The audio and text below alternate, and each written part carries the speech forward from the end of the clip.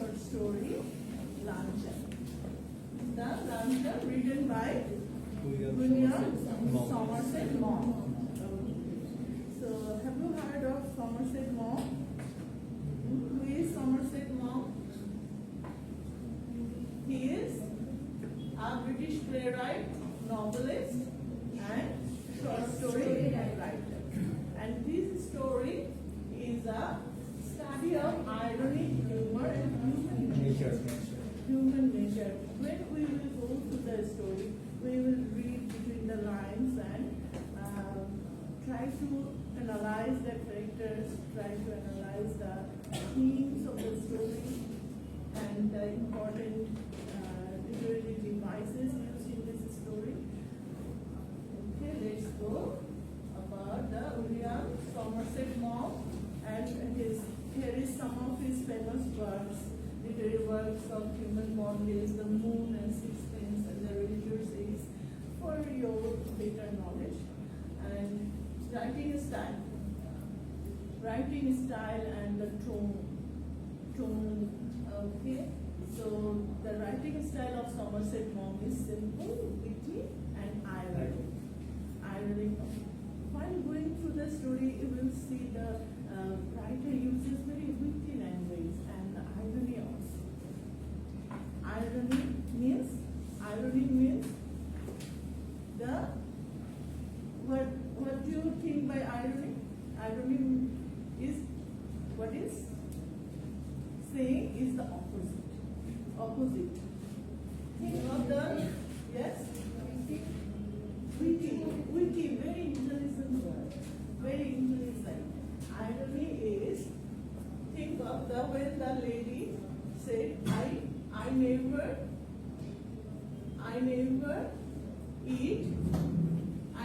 eat more than one thing in lunch. I never eat more than one thing in lunch. This is ironic. When you read the story, you will see that the situational irony and verbal irony is being used here. So, irony when or what actually happens is opposite of what is expected. So, what actually happens is opposite of what is expected. What is expected? So, when the lady is saying that I never eat more than one plate or lunch, but what she is doing, let us see the story, what she is doing. So, the plot of the story. Okay, now, overview. The narrative style is first person and autobiographical tone. First person, that means the writer is telling his story. Writer is telling his story, and you see that from the first sentence, I saw her in the street. I sat down beside her. So this is first person. First person, the writer is telling his own experience. That is why it is autobiographical also. And the setting. Okay, I have told you that setting means the place and time of the story or the play. A French restaurant in Paris. And characters, the narrator, a young, struggling writer, the woman, and older, self-proclaimed actress. So, the narrator, he is the writer, and he is young and struggling. Why is struggling? Because he is at his early age and he is earning to make his livelihood and to mount. Okay. Now, look at the story. I had a small apartment in Latin Quarter, and I was earning only just enough to keep body and soul together. The writer is saying that he was earning only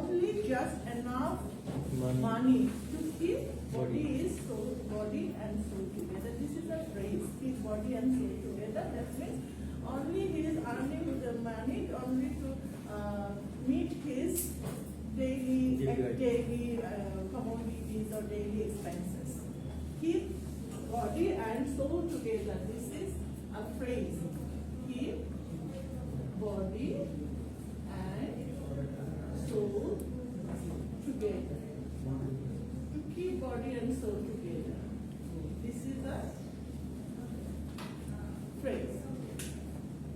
And what did the lady do? She read a book of the writer of Somerset Maugham and had written to him a letter about it.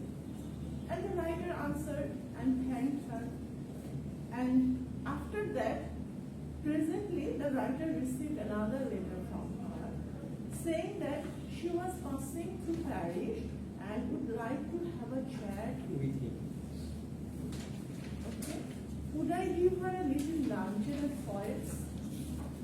Foyers is a restaurant in Paris, and this is a very expensive restaurant where the writer never thought of going. He never ever thought that he could go afford to eat something there. But when the lady proposes, she got flattered. She told that he got flattered and he told that he was too young to say no to a woman. He could not say no. And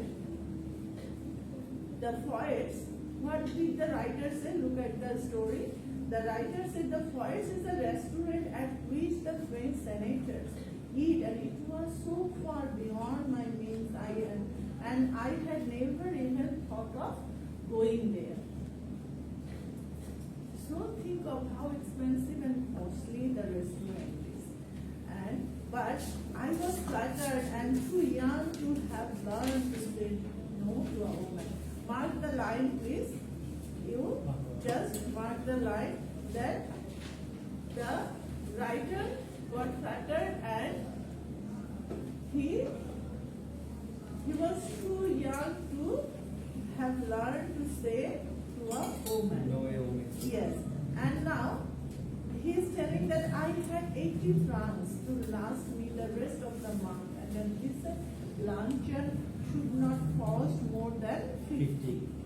Okay, so he was just thinking of his capacity or financial condition, that he had only 80 francs for the rest of his month. And he thought that, okay, a modest lunch could cost only 50. So he thought that he will skip the drinking coffee. He will skip coffee for the next 2 weeks, and in this way he could manage the money. So he thought it, but what happened afterwards? When the lady came and what happened? So let's go through the story. Now, after that, okay, thinking like this, the writer answered, and he would meet my friend at Foyers on Thursday at 12:30. So this is the time and date. She was not so young as I expected. When they meet, what did the writer?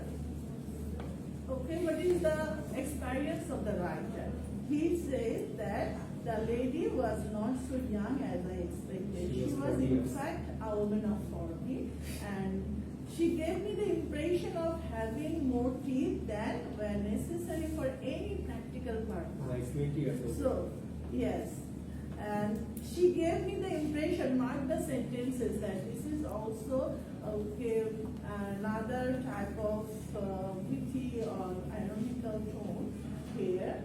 And so this sentence just expresses the feeling and the amazing experience or the ironic experience of the writer. She talked a lot, but since she seemed inclined to talk about me, I was prepared to be an attentive listener. Attentive listener. These words are very much witty words. And now come to the point that when the bill came, when the menu came, the writer got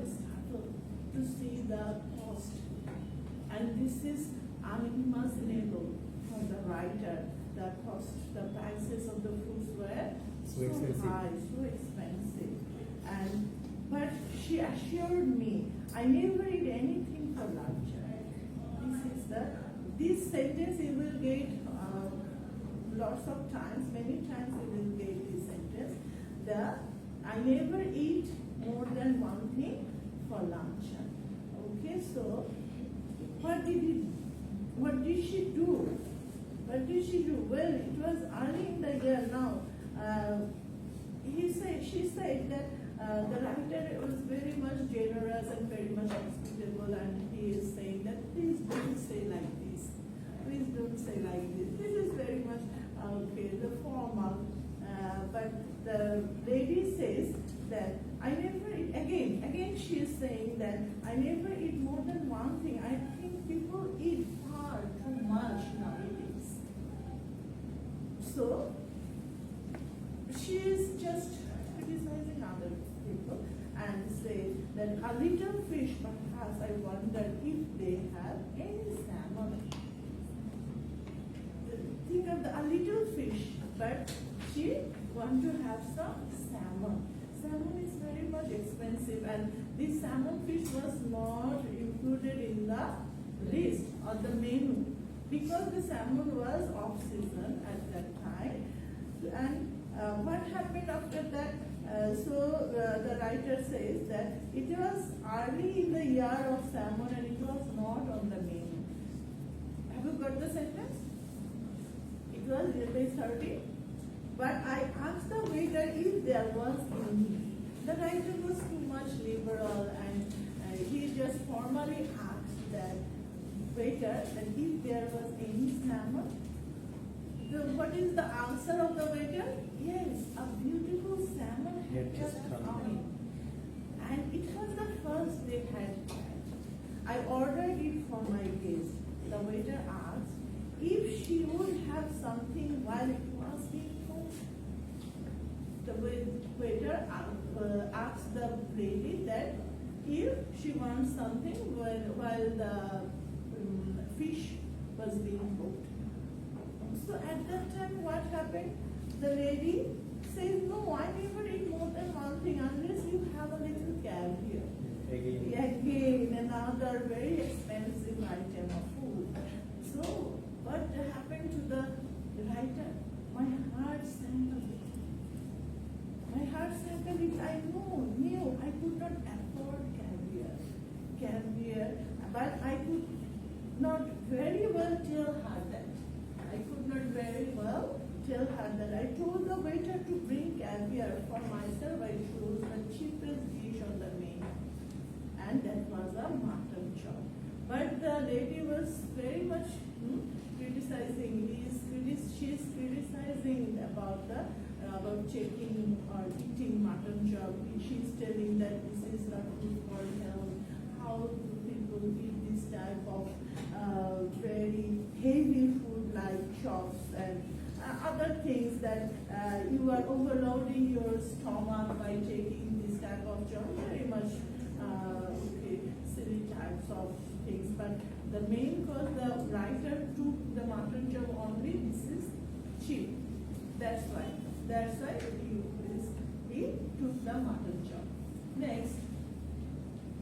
Now, okay, so I think you got the tone and the ironic and the situational irony from the story, and she ordered salmon, caviar, asparagus, ice cream, coffee, and peach also. Also, the most expensive items on the menu. But at each and every time she was telling that she never eats more than one thing. So this is very much ironical. Ironical that this is actually, what actually happens is the opposite of what is expected. Now, the narrator, this is the part summary. The narrator is flattered by a woman who admires his writing. So the lady is the admirer. So in this story there is two persons. One is the lady and the writer. Lady is the admirer and the writer. Writer is young and charming person. Okay, so at that time he is the just only the starting, only at the beginning of his career.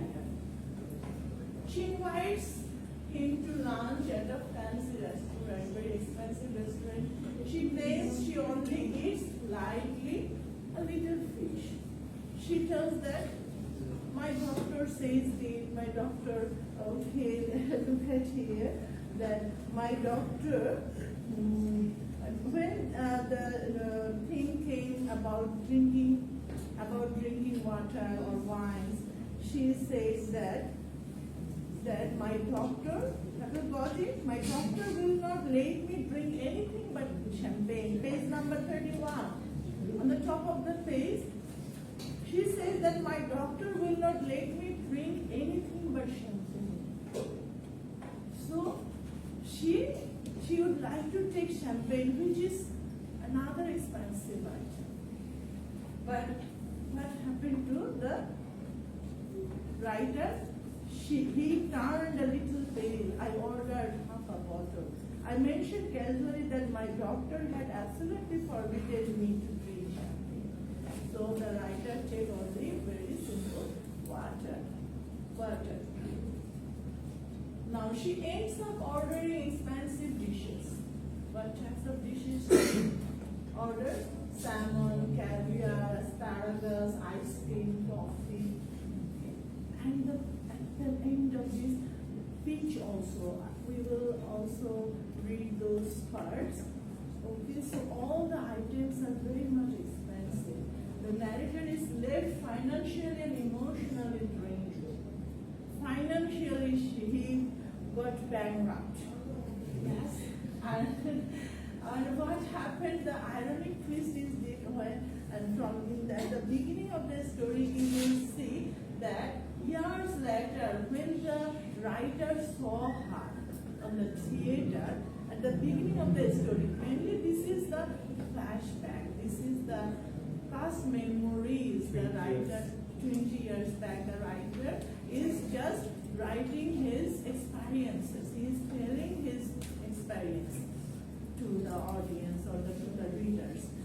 So I saw her in the theater from the beginning. At the beginning, I sat down beside her during the interval. It was long since I had last seen her, and if someone had mentioned her name, I hardly think I would have recognized her. She embraced me brightly. That means years later, when the writer saw her in the theater, he could not recognize her. She addressed me. Me means the writer. Writer, ooh, how time does fly. Do you remember the first time I saw you? You asked me to luncheon. What the lady said that the writer asked her luncheon, but the situation is different. Did I remember? Then the writer asked himself that, did I remember? Then it was 20 years ago. I was living in Paris, and at that time the writer just recalling. The writer recollecting his memory that 20 years back he was living in Paris, had a small apartment in a little quarter, and I was earning just enough money to keep body and soul together. That means he didn't earn at that time very much. Little money, and he was just starting off at the start of his career. Right? She had read a book of mine and had written to me about it. I answered and okay, this is the story. When 20 years later, when the writer saw the lady, he did not recognize. He couldn't recognize because the lady became so huge. And the writer thought that it is the poetic justice, because at that time the writer got financially drained, because he thought that okay, well, how does a decent lunch cost? It may cost 15 francs, something like this, but when they made and never eats more than anything for luncheon, but again he is ordering one by one expensive dishes and taking and eating, okay, without thinking about the host's financial condition. So this is one type of flattery, and the writer got flattered. Next comes the themes. So in a story, this is the theme, irony and humor. The woman says he eats lightly but eats extravagantly. So this is the irony. Irony means that what happens just the opposite what is expected. So she eats lightly, the woman says that she eats lightly, that means she doesn't eat anything, but at last, yes, what happens? He is eating again and again, more than one thing. And the pretension, social pretension, the woman must read with airs of sophistication. What does the woman say? That he pretend to be an actress, but actually, he thinks that what did the writer thought? The writer thought that the woman will be younger, but actually no. 20 years old. Yes, 20 years older. Actually, the lady was 40 years old, and the lady just proclaimed herself as an actress. And revenge of time, the narrator finds poetic justice in the woman's latter appearance. When after 20 years back, when he saw the lady was so used. That means she got fat because due to her overeating. Due to her overeating, the lady, at the end of this story, page number 32. Page number 32. Okay, the bill came and yes. Today she weighs 133 kilograms. Yes, look at that. When the immortal gods take a hand in the matter, it is pardonable. Last sentence. Pardonable to observe the result with complacency. Today she weighs 133 kilograms. So, looking at her, the writer got some satisfaction, self-satisfaction. You can think that this is, he thought that gods, that means the Almighty, gods take a hand in the matter. Take a hand, that means gods did the correct thing, right thing about the woman. Now she weighs 133 kilograms. This is the poetic justice, and I think the poetic justice is, what is poetic justice? Poetic justice is the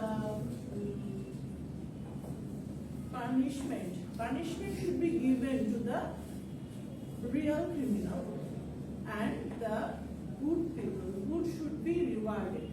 The good people should be rewarded, and the criminal should be punished. This is for poetic justice. Criminal or the bad people, the worst people. Yes.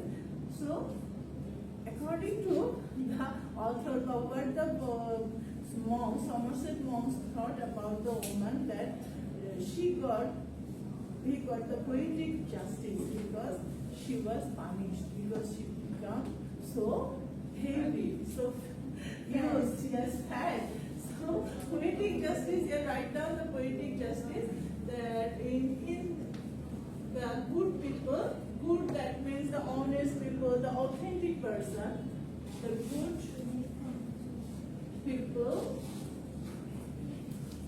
good people needs to be rewarded.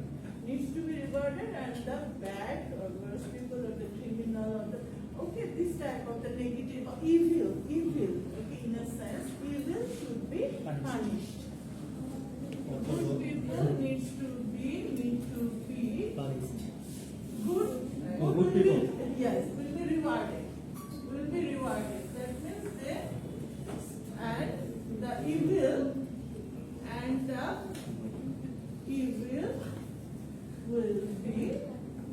punished. Will be punished by the Almighty or the people or anybody, but punishment should be given to those who are bad, who are evil, who are dishonest, this type of. So the poet got some mental satisfaction looking at the lady that, okay, once upon a time you did whatever you did to me, you made me bankrupt. You made me bankrupt, but now what happened to you? You got so fat, so used, and this is the punishment. One type of punishment. Yes? And means the often intentionally sarcastic and humorous. Okay, so now character analysis. The narrator is young, impressionable, insecure, and humiliated but learns a life lesson. Okay, the narrator learns a lesson in his life that nobody should be flattered by looking at the outer appearance or listening to anybody's sweet words, something like this. And the woman is manipulative and pretentious. Okay, in this story we got two characters except the waiter. There are two characters. Only one is narrator, the writer himself. He is young, impressionable and insecure, and humiliated. Humiliated means, okay, the process that he got at the all the money of this month, rest of the month he has spent at that time. And when the waiter came, he has no money at all to give him the tips. And what will he eat for the rest of the month? The bill came, and when I paid it, I found that I had only enough for a quite inadequate tip. So he had no tips still. Her eyes rested on an instant on the 3 francs I gave for the waiter. Only 3 francs for the tips. But when I walked out of the restaurant, I had the whole month before me, but not a single penny in my pocket. After the luncheon. And what he would eat, he had to borrow money from others, but I don't know what happened. But the writer said that the whole month before me, but not a single penny in my pocket. So this is how the writer got humiliated and bankrupted also. And what about the woman? Manipulative, pretentious, and uses charm and flattery to exploit. Okay, write down these very important points to be remembered. Next, literary devices. I have, while going through the story, I have also discussed about the irony. Irony, situational, Harvard irony is there. Irony, okay. Situational irony, that the very sentence that I never eat more than one thing in luncheon. Okay. So she still orders something expensive and modest, and she orders salmon, caviar, asparagus, all the expensive dishes. But she says that I never eat more than one product. Okay? And satire also, and imagery. Imagery means there is vivid description, very clear description about the foods, dishes. When the asparagus came, so great asparagus. I should be sorry to leave Paris without having some of them. My heart sank. Look at page 31. Page number 31 at the middle of the page.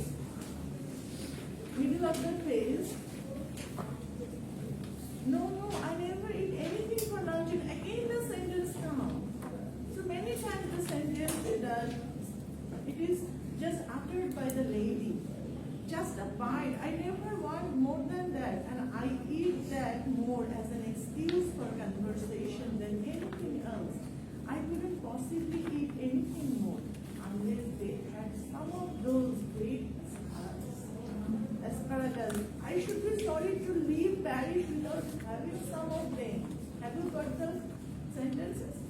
Have you got it? So what happened to the writer? My heart sank. The writer's heart sank. I had seen them in the shops and I knew that they are horribly expensive. The writer saw the asparagus, but he never thought of buying or eating asparagus because they are terribly expensive. So the writer asked, Madam wants to know if you had any of those great asparagus. Just try to be more hospitable, try to be more generous. I tried with all my might to will him to say no. The writer asked the waiter, but he just mentally just saying that if the waiter said no, then he would be very much happy. A happy smile spread over her face and he assured me that they had some so large, so tender and so very rich that it was a miracle.